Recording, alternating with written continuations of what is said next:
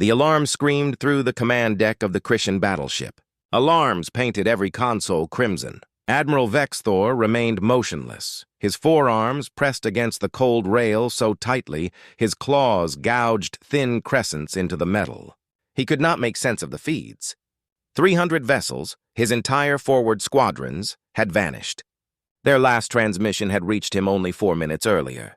Now nothing but silence and static filled the ether. Commander Zara flitted at her station, claws flying over the interface. Her voice trembled when she spoke. Officious poise had never left her before, yet now fear threaded every syllable. Sir, all units in the outer sectors are gone. 17 outposts have gone dark as well. They vanished within the last hour. Something is approaching, fast. Vexthor pivoted toward her. Under the strobing reds, his scales seemed to drink the light and deepen to a darker hue. 2 centuries of war had honed him into a predator. He had seized worlds, crushed rebellions, and carved his name across systems. Defeat was a myth to him, until this moment, when cold dread slid down his spine. "Show me," he ordered. The primary display reshaped itself into a star field, dotted with markers where Christian cruisers and orbital bastions once glowed. Each red marker was now a vacant point, and moving inward along those points was a single blue icon. Only one. A single ship traced a path through the emptiness. "One vessel did this?" Vexthor asked, the question low and incredulous yet audible to all. Zara's eyes were hollow. She nodded once. "Yes, Admiral. The automated analysis confirms it. The craft is bearing directly for Critio Prime." Before any response could form, young Lieutenant Tall cut in, his tone ragged. "Sir, message incoming. It's broadcasting on every frequency." "It's open. Patch it," Vexthor said. Voice lines crackled alive, and a human voice filled the deck, calm, precise, and speaking their tongue, making it uncanny. "This is Captain Jake Morrison of the human warship Vengeance," the transmission began. "3 months ago, your forces struck our colony on New Haven. 40,000 souls, men, women, children, were slaughtered. You released the footage to demonstrate dominance. You meant to make the galaxy tremble." The pause in the transmission was like a blade. A hush of ice moved through the crew. "You wanted to send a message," the human continued, "so now we return one. We will hunt down every vessel and facility that took part in that atrocity. When we finish, the galaxy will learn what happens when humans are attacked." Vexthor forced language into order. "This is Admiral Vexthor of the Christian Imperial Fleet. Stand down or you will be facing the full might of our empire. You are a single ship. We number 10,000. A dark sound, part laughter, part challenge, slid through the speakers. "Admiral," the voice replied, "you're missing the point. Quantity is obsolete. The Vengeance is not ordinary. We formed her from a century of Earth's warfare. Each defeat taught a lesson. Every strategy refined our craft. We used that history to forge a new kind of weapon." Fury burned up in Vexthor's chest. "Madness," he spat. "A single vessel cannot dismantle an empire." "True for a normal ship," Morrison said, "but Vengeance is not normal. She draws power from a contained singularity. Her armaments ran space-time. Her shields can endure stellar cores. At this time, she is locked onto every military asset in this sector." The recording cut. A weighty silence pooled over the bridge. Officers stared at schematics and readouts as if they might change their fate. Zara's whisper broke the stillness. "Admiral, I'm registering immense energy outputs from that vessel. Weapons are charging. Readings exceed our sensor envelopes. We can't quantify them." Vexthor's face contorted, and he roared a command that shook the deck. "All warships, assume battle formation. Prepare every battery. Full readiness now." I care not for their tricks. They remain merely humans. Even as he barked the order, something colder than defiance crept into his bones now. Orders barked across the bridge. But as Admiral Vexthor shouted, a memory surfaced. Something buried in the countless intelligence briefs he had dismissed. Humans had no claws, no fangs, no natural armor or venom. Fragile creatures, soft and slow. By all logic, they should have perished eons ago. Yet somehow they had become the apex predators of their world, not through strength, but through intellect, through the refusal to surrender, through a relentless will to adapt and overcome. And now that same cunning had been turned upon the Christian Empire. "Sir," Toll's voice cracked. They're here. Space itself split open on the main display, a tear of light and shadow. From that wound emerged the human ship. It dwarfed even the largest Christian dreadnoughts, its surface a seamless black void speckled with cold blue lights that pulsed like distant stars. Fire everything! Vexthor roared. The fleet obeyed instantly. Missiles, plasma bolts, and energy lances surged toward the intruder in a storm bright enough to burn worlds. For a heartbeat, it was beautiful, lines of fire tracing across the dark. But as they neared the human vessel, the weapons simply vanished. No explosions, no shields, no sound. They were erased. Then the vengeance answered. Blue-white beams erupted outward, each one precise, each one final. Where they struck, Critian ships didn't explode, they disintegrated.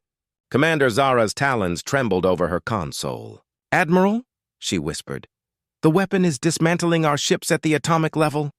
"They're not being destroyed. They're being unmade." Vexthor watched as proud warships dissolved into clouds of glittering dust. In 30 seconds, half his fleet was gone. No debris, no survivors, just emptiness. "Jump to hyperspace," he shouted. Zara's voice broke. "We can't, sir. They're generating a gravity field. Our drives are locked. We're trapped." The realization struck Vexthor like a physical blow. The humans weren't fighting them, they were hunting them. And there would be no escape, no reinforcements, no mercy.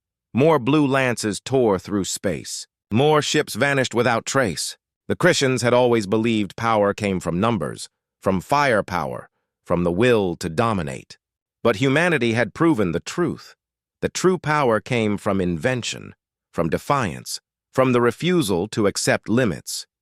The Empire had numbers, humanity had genius, and genius was deadlier than any weapon. Vexthor turned toward his bridge crew. Faces once proud now stared in mute disbelief.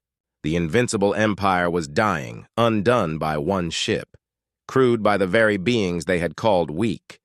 The beings they had mocked. Now those weak creatures had returned to teach the empire a lesson written in annihilation. Humanity would not be victims. They would not be prey, and they would grant no mercy. The blue beams continued their work. Perfect, relentless. Every shot struck true. Lieutenant Kara's hands shook as she stared at her sensors.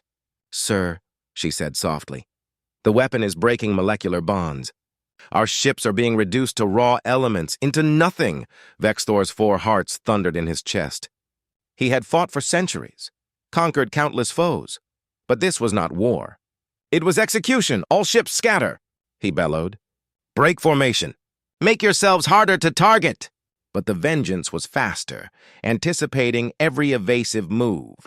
Each fleeing ship met a waiting beam. Within a minute, half the surviving fleet was gone, erased from existence. "Sir," Zara said, desperation cracking her voice, "we need to contact Earth Command. We must negotiate." Vexthor hesitated, then nodded. "Do it. Open a channel, now." Toll's claws flew over the console, and a new face filled the main display. A human woman in a simple uniform, her nameplate reading Admiral Lisa Carter. Her expression was calm, too calm. "Admiral Vexthor," she said evenly.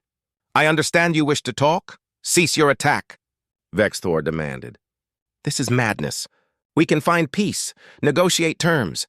Carter's gaze hardened. "Peace? Like the one you gave the people of New Haven? The children hiding in their schools? The families in their shelters?" "That was war," Vexthor snapped. New Haven supported rebels. It was a legitimate target. New Haven, Carter said coldly, was a farming colony. They grew food. They made cloth. Their only weapons were for hunting. You killed 40,000 innocents to make a point. Another dozen Christian ships vanished. The tactical map dimmed. Vexthor's voice cracked with desperation. "Then name your price." "Resources, technology, territory, anything you want." Carter leaned closer. Her eyes were ice. "You still don't understand, Admiral. This isn't negotiation. It's a lesson." Her voice grew colder, quieter, but every word struck like a blade. "For centuries, your empire has slaughtered the weak, raised, peaceful worlds and called it strength. You believed might gave you the right to rule, but you made one mistake. You thought humans would fight by your rules. We didn't build more ships or recruit more soldiers. We did what humans always do. She paused as another explosion of blue light swallowed a Christian cruiser. Vessel detonated. Only a quarter of the fleet remained now. The Vengeance took 30 years to build, Carter explained. Every researcher on Earth worked on her. Every engineer, every tactical expert. We did not simply construct a weapon. We built an answer to every bully in this galaxy. Vexthor slumped in his command chair. His proud squadrons were dying. His empire was collapsing. What do you want from us? Justice, Carter replied. Every officer who attacked New Haven will stand trial. Your empire will compensate money to the families of the dead, and you will reduce your military to a defensive force only. No more expansion, no more conquest. And if we refuse? Vexthor asked. Carter's eyes were cold. Then Captain Morrison will continue. Every military base, every warship, every defense platform, all of it will become dust.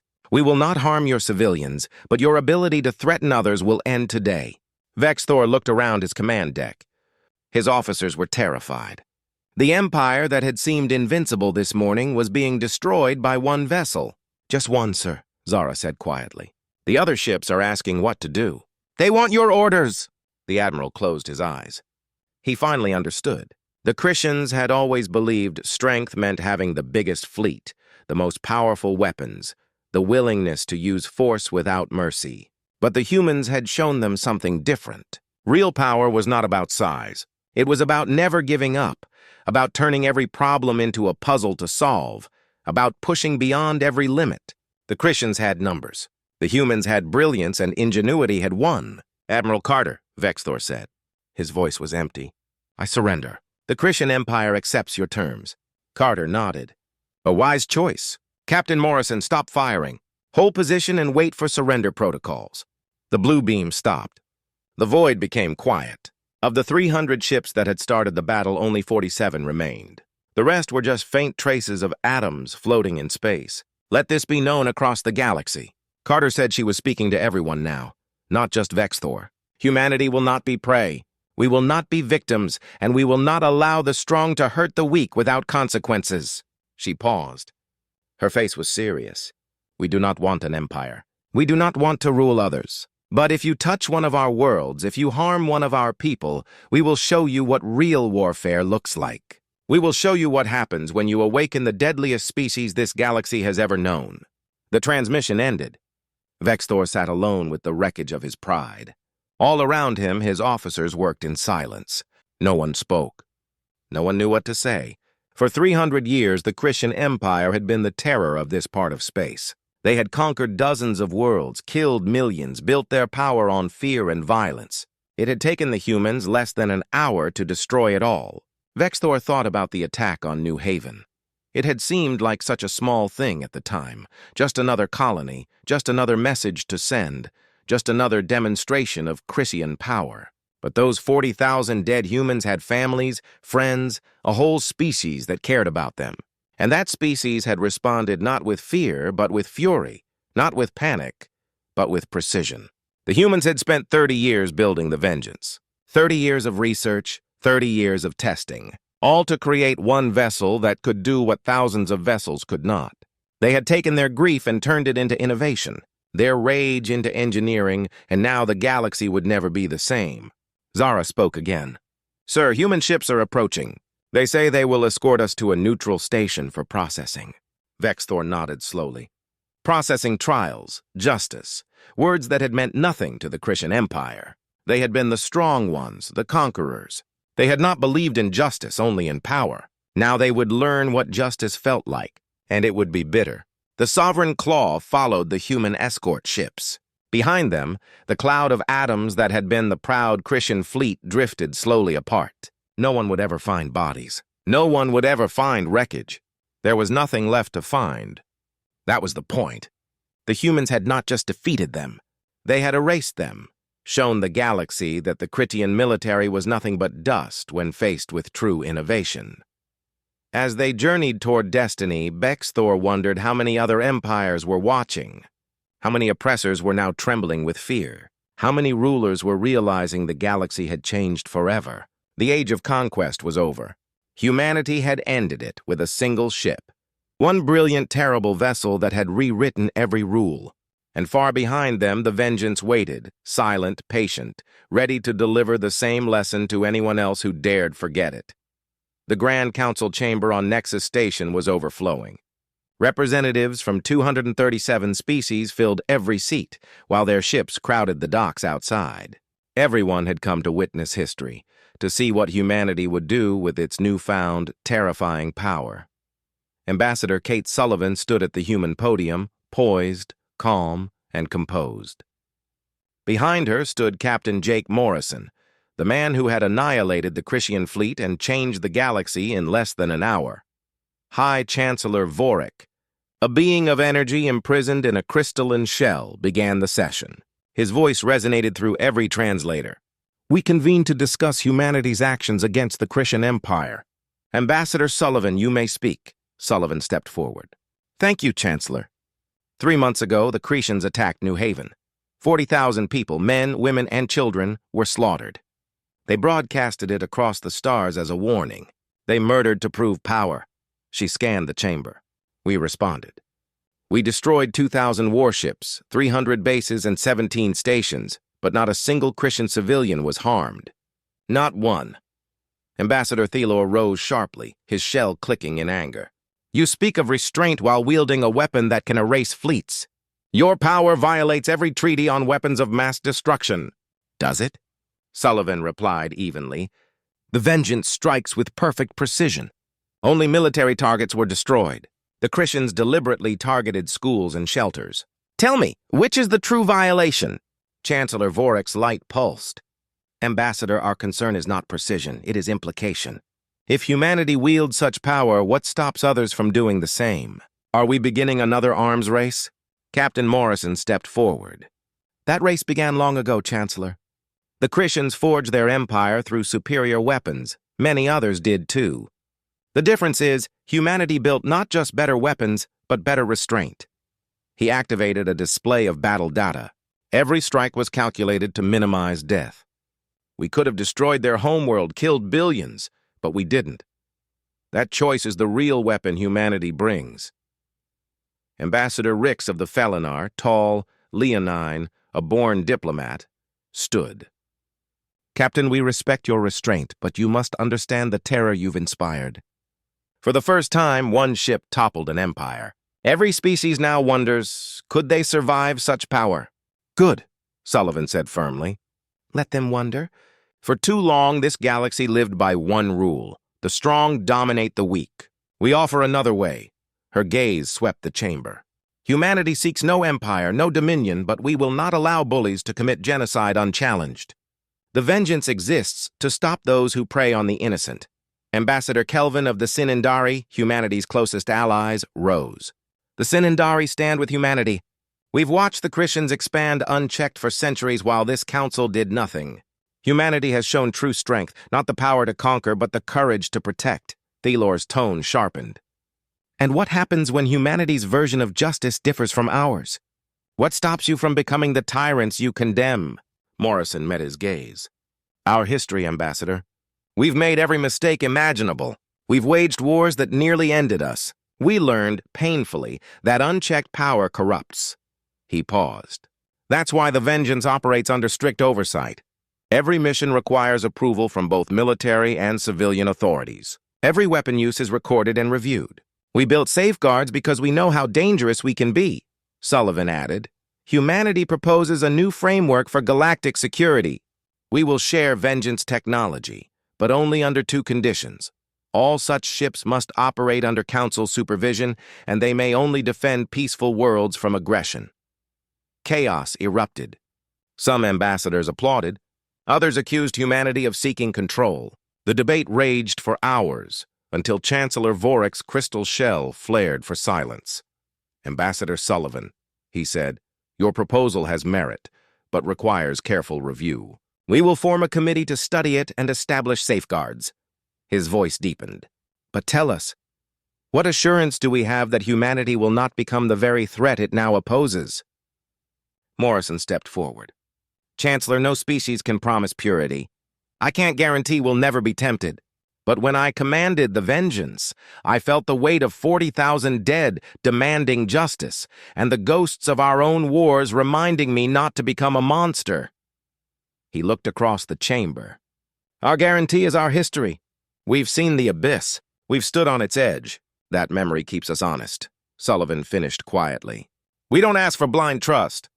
We ask to build a galaxy where no world must fear extinction because it lacked strength, where peace. The vote that followed was close.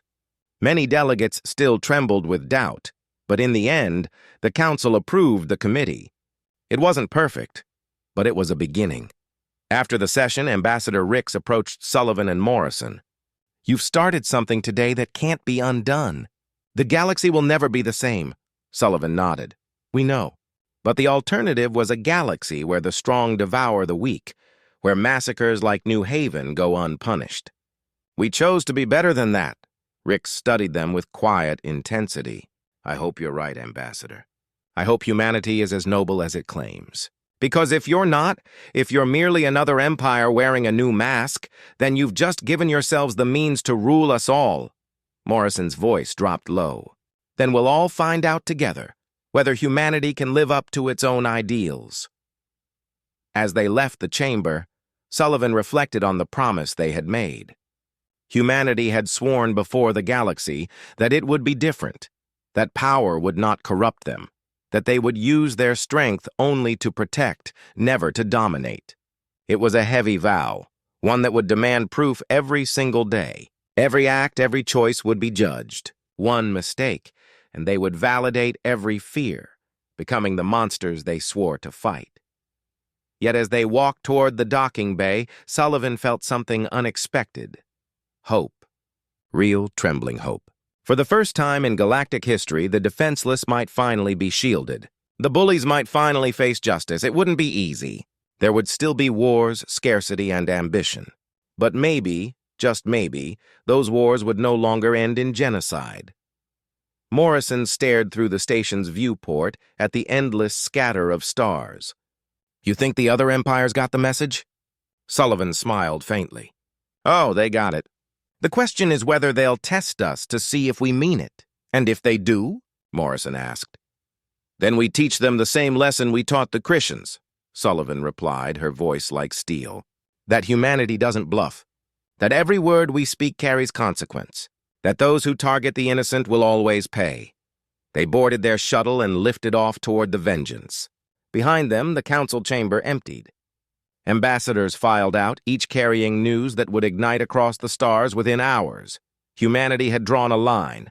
They had declared themselves defenders of the weak and judges of the cruel, bold, arrogant, dangerous, but necessary.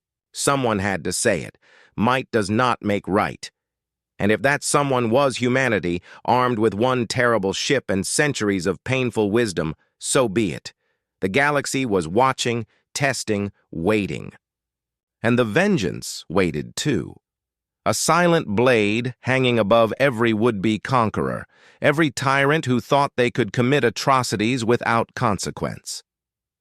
The age of empires was ending. The age of accountability had begun. And humanity, the species that had nearly destroyed itself, then clawed its way back wiser, would make certain that lesson endured. 6 months had passed since the battle with the Christian fleet. The galaxy had settled into an uneasy peace. The Christians rebuilt, paying reparations. Other aggressive powers watched in silence, fearful they might be next. Captain Jake Morrison sat alone in his dim quarters aboard the Vengeance. On his console, footage from New Haven played, the faces of the dead. Children who would never grow up. Families forever broken. He had watched these recordings countless times. Each replay was a punishment, a penance. The faces haunted his sleep. The voices echoed in his mind. A knock came. Lieutenant Commander Ryan Blake entered without waiting for permission, Morrison's oldest friend and loyal second. He understood the burden of impossible choices. Watching New Haven again? Blake asked gently, sitting across from him. Jake, you've got to let it go. We did what we had to do. Humans can be as brutal as the Critians? Morrison asked. We killed thousands of their soldiers, Ryan. Soldiers, Blake corrected quietly. Military personnel who chose to serve an empire built on conquest. Not civilians, not children hiding in schools. Does that make it better? Morrison countered. Dead is dead, Blake leaned forward. Yes, it makes it better. If we had done nothing, the Christians would have kept taking worlds. More colonies would have burned. Our restraint would have been read as weakness. More innocents would have died. Before Morrison could answer, the intercom chimed. Captain Morrison, you have an incoming message. Priority Alpha, Earth. Morrison and Blake exchanged a look. Priority Alpha meant one thing: direct contact from the Civilian Oversight Committee. Morrison toggled the secure channel. The feed filled with a weary face. Dr. Helen Park, chair of the Terran Ethics Council. Her role was simple in title but Sisyphean in duty. Ensure humanity's military strength remained tethered to moral law. She looked bone-tired. Captain Morrison, she said without preamble. We have a problem, Morrison braced. Go ahead. The Vrexian hegemony has launched an invasion of the Terra system. 3 inhabited worlds, roughly 900 million souls. They demand unconditional surrender within 48 hours, or they begin orbital bombardment. Park's fingers curled around the edge of her console. The Galactic Council has asked for assistance using the protection protocols we put forward. Morrison felt the room tilt. The Vrexians were a smaller, aggressive power, one that had watched the Critians fall and decided to test humanity's will. They haven't attacked Terran holdings, Blake said. This is an interspecies conflict. Park nodded. Exactly, which is why it's complicated. Captain, this is the kind of situation we pledged to intervene in. But you must understand the precedent. If we step in, we declare ourselves the galaxy's guardians. Every oppressed culture will call.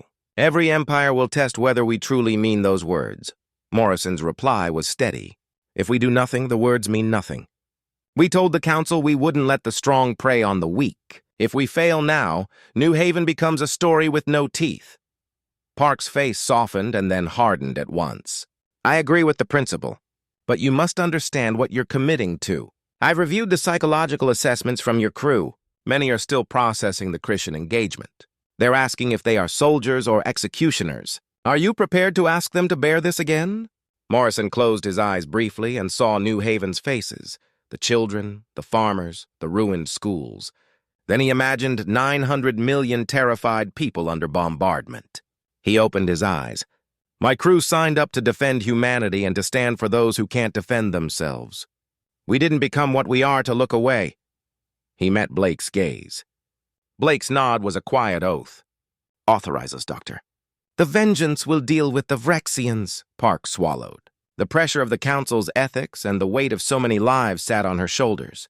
Authorization granted, she said finally, voice thin. But hear me, Captain. Remember why we do this. We are trying to build a better galaxy, not rule it through fear. Every deployment risks making us what we fight. Keep that in mind. I understand, Morrison said. And I promise we won't forget why we fight. The line closed. Morrison activated the ship-wide intercom. All hands, this is the captain. His voice filled corridors and bunks, steady and raw. We have new orders. The Vrexian hegemony threatens 900 million innocent people in the Terra system. The Galactic Council has requested our assistance. He paused, shaping each phrase. I know many of you are still carrying what happened at Critio. I do too. We all question whether it was right. I question it every night. But I also know this. We have the power to stop atrocities. If we do not use it, then those we avenged died for nothing. Another pause. This is what we signed up for. Not for glory, not conquest, but the heavy duty of being a shield when nothing else stands in the breach. If any of you cannot live with that, report to your department head. No judgment, no punishment. We need people who can carry what we're about to do. He ended the broadcast and looked at Blake. Think anyone will step forward? Blake's mouth twisted. Not a chance. People who volunteer for the vengeance know what they might face. They aren't going to walk away now.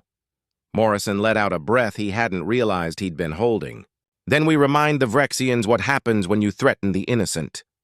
He keyed the helm. Set course for Taris. Maximum prep. The ship answered, its colossal engines igniting, space folding and bowing under the strain. In minutes, they would pry open a wormhole and traverse a gulf that normally took weeks in mere hours. Morrison returned to his viewport as the world lines smeared and elongated. Each streak of light outside the hull was a system, a planet, lives that might hinge on their resolve. The burden felt enormous, perhaps too heavy for any single species to shoulder, but someone had to act. Someone had to declare that the age of conquest was over and that attacking innocents would carry consequences. Blake came up beside him. "You know what historians will call this era?" he asked. "What?" Morrison replied without looking away. "The human response era," Blake said, "when humanity stood and told the bullies, enough." Morrison let the name hang in the air. "I hope they also call it the start of something better. Not humans policing the galaxy, but a time when species work together to stop atrocities. One step at a time," Blake said. "First we save Taurus, then we build the rest." The ship shuddered as the drive began to tear open space. Morrison felt the familiar nausea as reality flexed. In a handful of heartbeats, they would drop into the Taurus system. The Vrexians would